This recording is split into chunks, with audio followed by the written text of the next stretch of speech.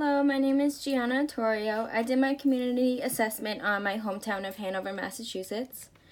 So Hanover is a fairly small town located south of Boston, also known as the South Shore. It was built in 1727. Just some background data on Hanover. The population is about 14,485 people. The primary language is English, ranking in at 95.1%. It is predominantly white. 94.9% of the population is white residents.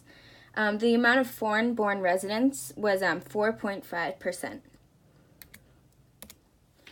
So some general data about Hanover. The primary form of transportation is by car. We also have very well paved sidewalks for walking and biking, especially around the school areas for the students.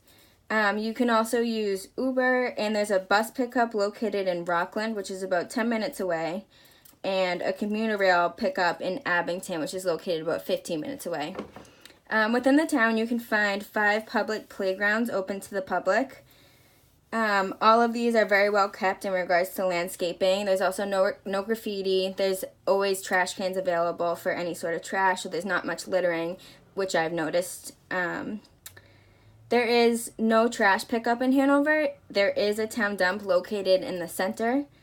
The roads are well paved, and the islands on the roads are always well kept by some residents who volunteer to plant things such as flowers or even like plaques with like memories of like different people who lived in the town who might have passed away. Education in Hanover is absolutely huge. There's 2 elementary schools, Center Elementary School and Cedar Elementary School, both of which are located on different sides of town to make it convenient so that those who live closer to whichever one goes to that school. Then there is Hanover Middle School. This is where the 2 elementary schools, Center and Cedar School, meet up once they hit 5th grade. That educates students from 5th to 8th grade. Hanover High School is probably one of Hanover's biggest assets. It was rebuilt in 2011. It's a 3-floor, very modernized building. It has a brand new turf football field in the back along with a track wrapped around it. There's 2 brand new tennis courts out front as well as a brand new baseball field. The amount of high school graduates in the town is 95.9%, and of those who attend college is about 3.1%, and the amount of students who graduate college is 48.6%.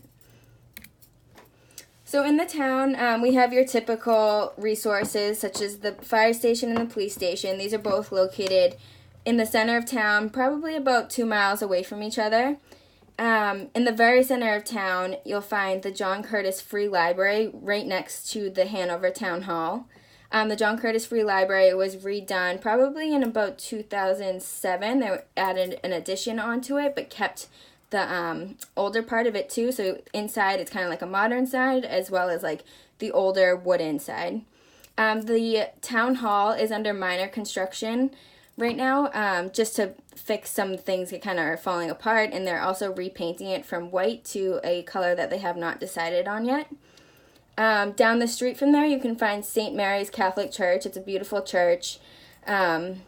And right next to it is a building where they teach kids CCD courses. And they also have functions in there, too, for things such as after a funeral. In the center of town, you can also find a CVS that has a pharmacy and a minute clinic to get things such as flu shots or just like a quick checkup if you can't make it to the doctors. There's plenty of things to do in Hanover. We have Route 53, which is packed with all different types of activities as well as places to eat. Some big places that people go to eat is Panera Bread, Starbucks Coffee, Dunkin' Donuts. A lot of kids like to go to the YMCA. They do like a teen night on Friday nights. There's also Planet Fitness, which is actually for people 14 years and older of age. But it's brand new. It was built 2 years ago. Beautiful gym, very clean.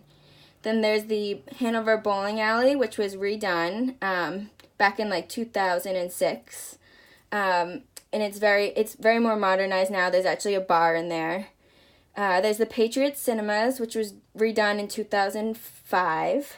The Hanover Mall is a shopping mall that has gone downhill a little bit, but it sounds like the town is making plans to try and revamp it. Merchants Row Shopping Mall is about 2 miles down the street from the Hanover Mall, and it's actually under construction right now. It was a much older building, and now they're rebuilding it and putting in nicer restaurants, nicer shopping stores, and it's still under construction, and they're still trying to figure out what's going to go in there. So one epidemic issue that unfortunately affects Hanover and basically all of the South Shore is drug abuse. Massachusetts was actually among the top 10 states with the highest rates of opioid-related overdose deaths. In 2016, there was 1,821 opioid-related overdose deaths. It's crazy to think that 1 in 5 drug overdose deaths, no specific drug is listed on the death certificate, as multiple drugs may have been present, which makes us believe that the drugs that people are selling among the South Shore are unfortunately laced with other drugs that can cause things like death and overdose. Within just the first 9 months of 2018, there was 1,233 confirmed opioid-related overdoses within the state. Between 2012 and 2016, there were 9 reported opioid-related deaths in Hanover alone. In 2014, a total of 10.3 million persons reported using prescription opioids non-medically. When people are unable to obtain the preferred prescription opioid, they turn to heroin, putting them at risk for diseases such as HIV and AIDS. Some interventions that we have around here for drug abuse is the DARE program. I actually went through it when I was in 6th grade. So basically we had one of our town police officers volunteer to conduct this program where it would teach 6th grade students all about drug abuse, alcohol abuse, basically early prevention and education. And we actually had to write a paper about basically what we knew about it and why we think we should stand against it and what we should do if we know that somebody we know is using it. And that paper was placed into like a contest, and whoever won basically got like a visit from the police officer at your home, and he would bring you like a t-shirt and stickers, and it was a great program. We also had like a song that we do. We had all of our parents come in one day, midday, to perform this song in this dance for them.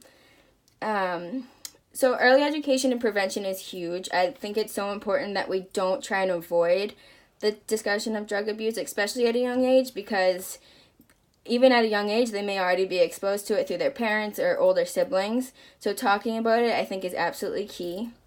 Unfortunately, we do not have a halfway house in this town, so I believe that it would be super important to incorporate that. One of the biggest things with opioid use or any type of drug abuse is that when people take themselves off of it, they have withdrawal symptoms. So those symptoms need to be treated. So to have a place to have that treatment is so crucial, because not everybody has access to, like a hospital, or not everybody has the pride to like go to a hospital and get that sort of help. Another unfortunate epidemic in the town of Hanover, as well as all of Massachusetts, is bullying. Bullying is identified in Mass as any unwanted aggressive behavior repeated multiple times or is likely to be reviewed. Bullying is common to occur in person as well as technology, also known as cyberbullying. This is huge with kids at young ages, such as like 10 years old, having iPhones. Only 7% of U.S. parents are worried about cyberbullying, yet 33% of teenagers have been a victim of cyberbullying. 1 million children were harassed, threatened, or subjected to other forms of cyberbullying on Facebook during just this past year. So some interventions for bullying. Again, just like drug abuse, I think it's so important that it's talked about and not avoided, especially at a young age. So I think that educating students at school through discussions, presentations, creative writing, artistic works, anything to just basically talk about it, let them express their feelings about it if they've been a victim of it.